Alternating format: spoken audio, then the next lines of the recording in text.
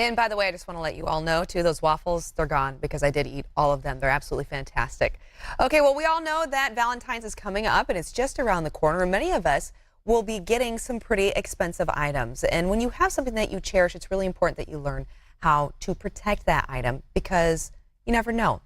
The unfortunate may happen. And then what happens to that item that you really cherish? So here to help us, we have in studio, we have Sales and Operations Manager at Cliff Cottom Insurance Services, Ann Sieben. So Ann, Valentine's Day, jewelry happens to be a very popular gift. Some people may be fortunate enough to really get something of some pretty significant value, and you want to make sure that that's protected because, let's face it, we just saw a story in the news about someone losing their wedding ring, right, down the drain. What do we do to make sure that we are protecting these gifts that come from the heart? Well, you want to check with your homeowner's insurance because they do offer some coverages that you can have for those items to make sure they're covered for things like theft or if you lose them. Okay. And I think a lot of people, though, they just assume that their homeowner's insurance does cover all of it, but is that necessarily the case? No, they usually only give limits.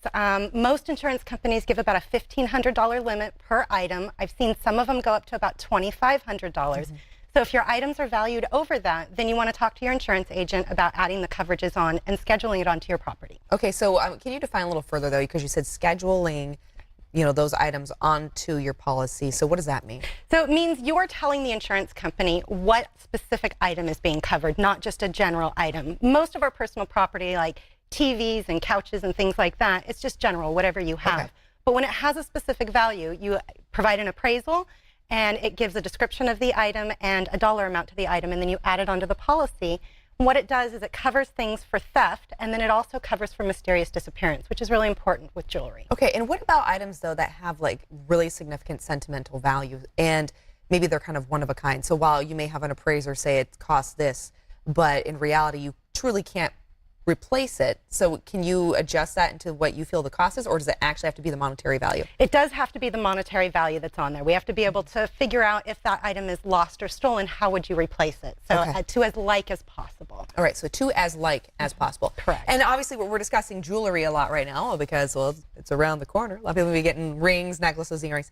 But we also have items in our homes that are of value, like computers.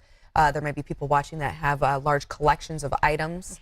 What do we do with those items? Is it a very similar process? Very similar. A lot of times insurance companies, if it's a recent purchase, you can provide a receipt or an appraisal for any of those.